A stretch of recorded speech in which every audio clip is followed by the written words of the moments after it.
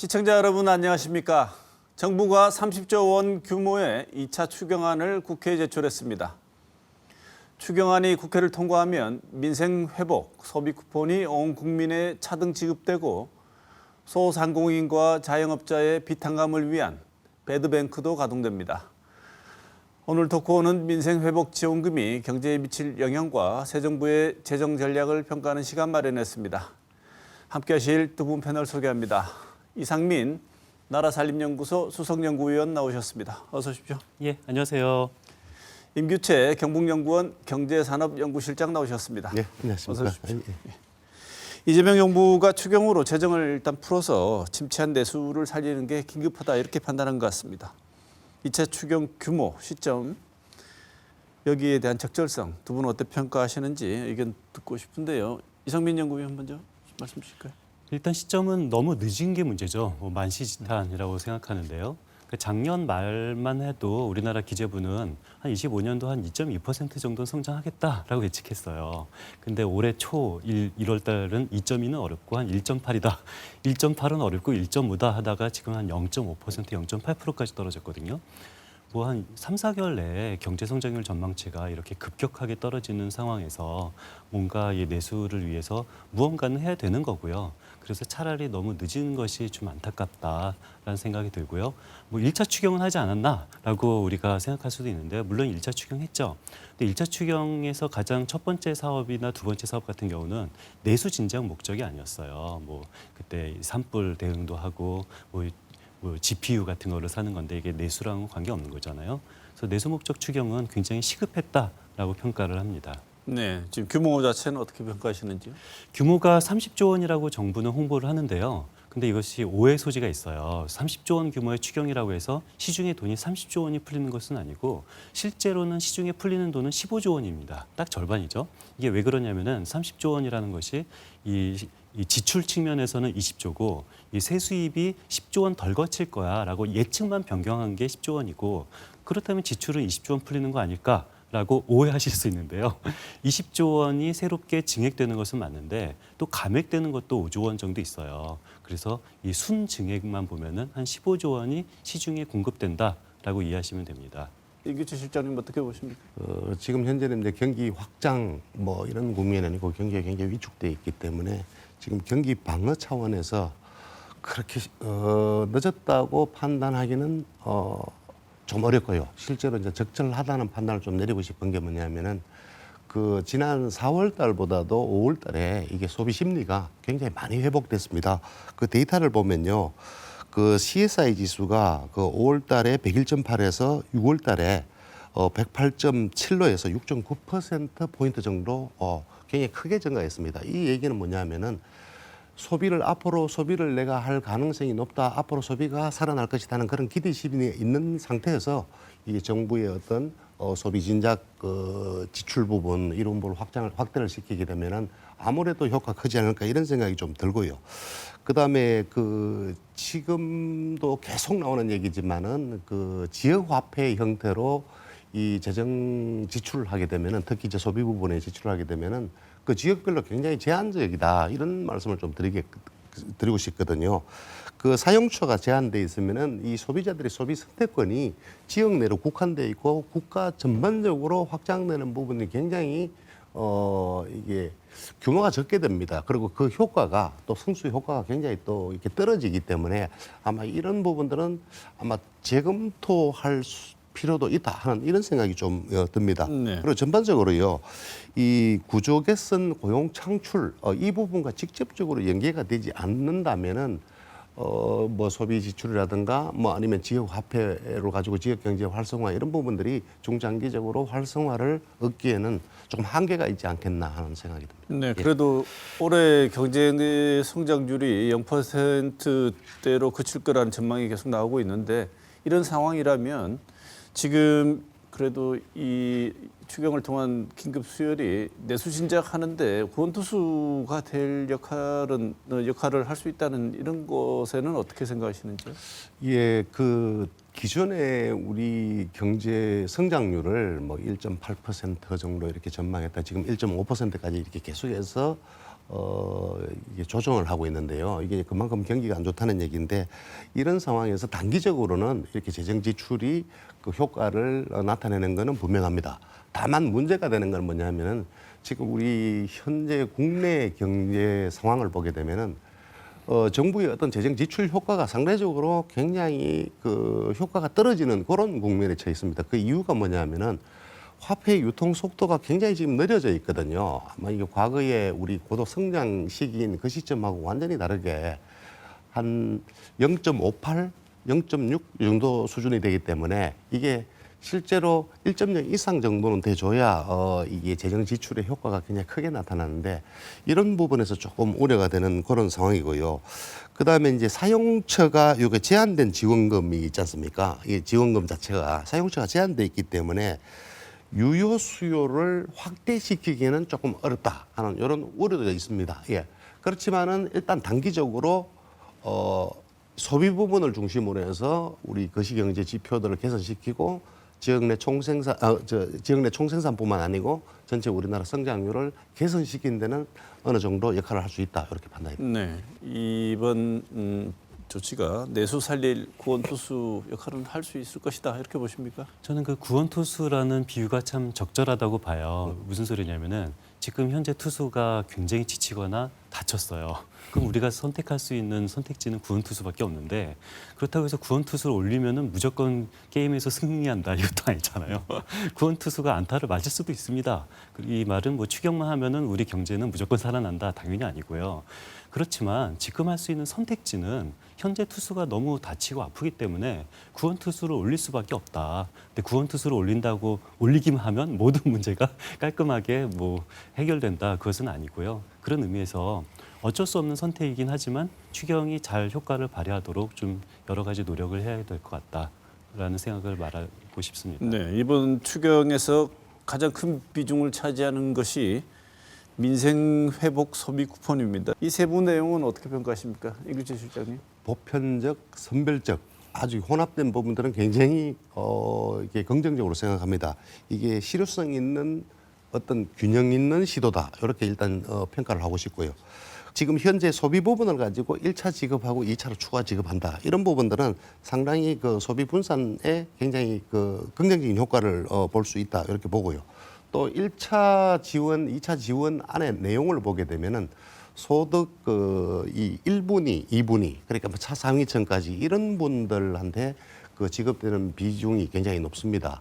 이분들이 어떤 특성을 가지고 있냐면은 기본적으로 생계에 굉장히 그 집중되어 있는 분들이기 때문에 그 실제로 소득이 증가하거나 어떤 재정 지원을 받게 되면은 한계 소비 성향이 굉장히 높습니다. 그래서 이 소비 성향이 높아져야만이 소비의 어떤 경기 활성화 대책 이런 부분들이 효과가 크게 나타나거든요. 그래서 그 부분에 조금 긍정적인 생각을 가지고 있고요.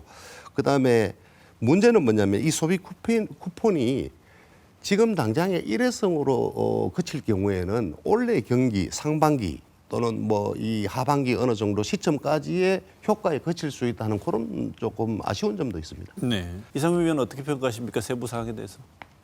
이 참 고심한 흔적이 보이죠. 이 보편 지원에 대한 장점도 있고 단점도 있고 어떤 선별 지원에 대한 장단점이 다 있어서 이것을 어떻게 선택할까라고 했더니 결론을 보니까 보편 지원도 하고 선별 지원도 둘 다 한다라는 겁니다. 그러니까 이것은 결과적으로 보편 지원의 장점과 선별 지원의 장점을 다 결합했다라는 뜻도 되고요.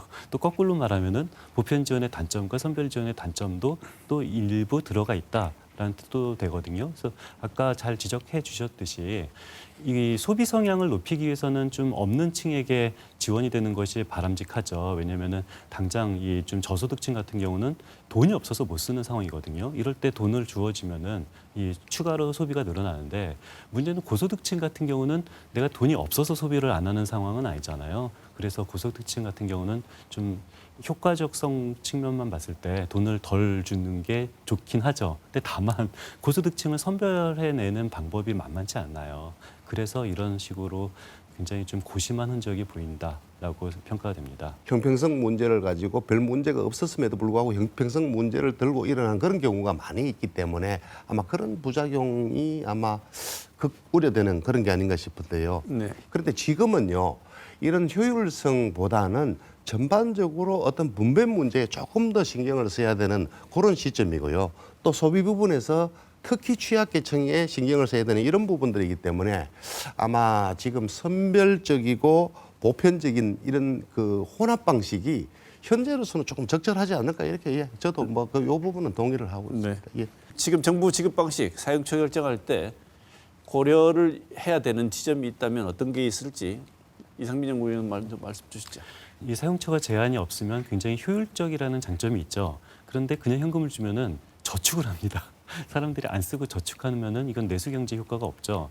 그래서 저는 어떤 사용 기간이 정해져 있는 그런 소비 쿠폰 형식은 바람직하다고 생각해요. 근데 다만 실장님도 여러 번 강조하셨는데 이 사용 기간을 제한하는 거는 좋지만 사용처를 제한하는 것은 좀 가능하면은 좀 풀었으면 좋겠고요. 이것이 사용처를 제한하다 보면은 그만큼 이 승수 효과가 떨어질 수밖에 없는 거거든요. 그래서 저는 가능하면은 좀 사용처는 특별한 몇 군데를 제외하고서는 좀 더 보편적으로 열어놨으면 더 효율적으로 될 것 같습니다. 네. 지원금을 꼭 받아야 되는 계층들은 지역사랑 상품권이든 현금이든 그 관계없이 아마 소비 지출을 늘릴 겁니다. 그 대신에 이제 이분들의 단점이 뭐냐 하면은 이 지원받은 금액이 소진됐을 경우에 추가적인 소비를 할 수 있는 여력이 있느냐면 그렇지는 않거든요.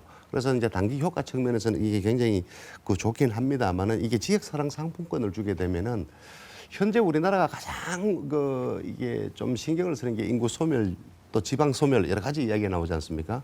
그런데 이 부분들 가지고 이게 지역별로 이렇게 제한된 어떤 그 상품권 또는 기간을 가지고 이렇게 지원을 하게 되면은 그 특정 지역에서 이제 소비가 일어나는데 그 지역의 규모, 즉 이게 인구 규모나 이런 부분들만 가지고 지역 경제가 이렇게 이게 지역 경제 활성화 그 뭡니까 성과가 나타나는 그런 거기 때문에 아마 그 범위를 조금 이렇게 확대해 가지고 지역별로 주변 인근 지역까지 우리가 그 행동 반경이 있지 않습니까? 활동 반경, 생활 인구의 반경 이 고려해 가지고 좀 큰 규모 차원에서 아마 그 지역사랑 상품권이나 뭐 신용 체크 카드 이게 활용 범위를 넓혀주게 되면은 아무래도 좋은 성과가 나지 않겠나 하는 이런 생각이 조금 들거든요.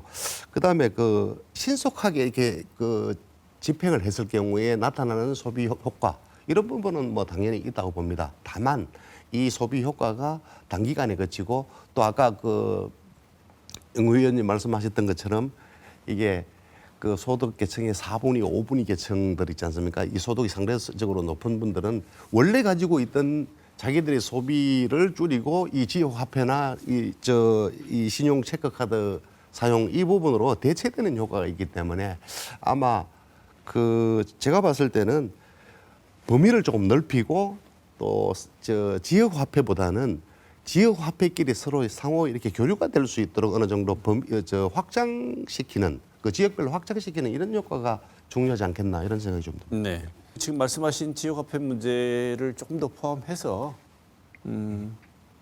배드뱅크라고 하는 또 다른 이번에 추경의 경제 대책에 또 하나 중요한 축이 있는데 이것을 살펴보겠습니다. 지금부터 지역화폐 먼저 살펴보겠는데요. 2차 추경에서 6천억 원을 지역사랑 상품권에 배정했습니다. 지역화폐 할인율이 조금씩 다른데요.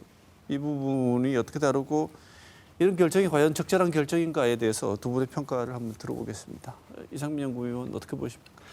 그 지역화폐라는 정책은 그 특정 지역이 소비가 너무 지금 위축되고 있다. 그럴 경우에 이 지역에 한해서 지역화폐를 발행하는 것은 저는 나름 합리적인 정책이 될 수도 있다고 생각합니다. 그런데 다만 모든 지역의 어떤 할인율 차등 없이 전부 다 각각의 지역화폐를 무차별적으로 발행하는 것은 이것은 결국은 제로섬 게임이 되는 거잖아요. 그래서 이것이 전국적으로 동일한 할인율을 가진 지역화폐가 얼마나 효율적인지는 특정 지역을 살리는데 효율적인지는 좀 이 제한성이 있다고 생각을 해왔는데요. 그런데 이번에 지역화폐 그 할인율을 차등 적용하겠다는 얘기거든요. 그러니까 수도권 같은 경우는 딱 10%만 할인해주고 비수도권은 한 13% 그리고 인구 감소 지역은 한 15% 할인율을 차등적으로 적용해주겠다라는 건데 저는 차라리 이것은 굉장히 더 지역화폐 정책을 효율적으로 하는 정책이고 여태까지 안 했던 것이 이게 안타깝지 저는 굉장히 바람직한 방향이라고 생각합니다. 네.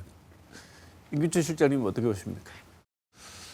이 지역별로 이렇게 그 할인 비율을 높여주는 데 대해서는 아마 그 지자체별로 뭐 크게 불평은 없는 것 같습니다. 뭐 5% 정도 받는 지역 또 15% 받는 지역 이런 게 그 지역들이 뭐 우리는 왜 5%밖에 안 되느냐 이런 불만은 없는 것 같습니다. 그 지역의 특성을 고려해서 하는 거기 때문에 다만 문제는 뭐냐면은 이게 지역별로 봤을 때는 그 지역 내에서 소비를 하기 때문에 경기 활성화가 굉장히 빠르게 이루어질 수 있습니다만은 국가 전체로 봤을 때는 전반적인 이 소비 흐름을 특정 지역에 이렇게 가두는 효과를 나타내기 때문에 오히려 이게 소비 활성화를 통한 경기 회복에 어느 정도 장애물이 될 수 있다는 그런 생각이 좀 들거든요.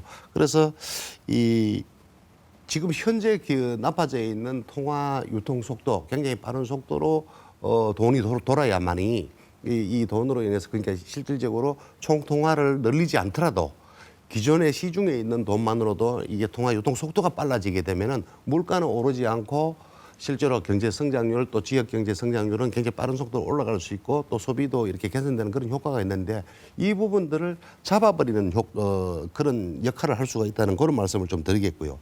다만 이 부분 할인율을 이렇게 차등 지급하는 거는 조금 개선해야 되는 부분은 뭐냐면 인구 소멸 지역.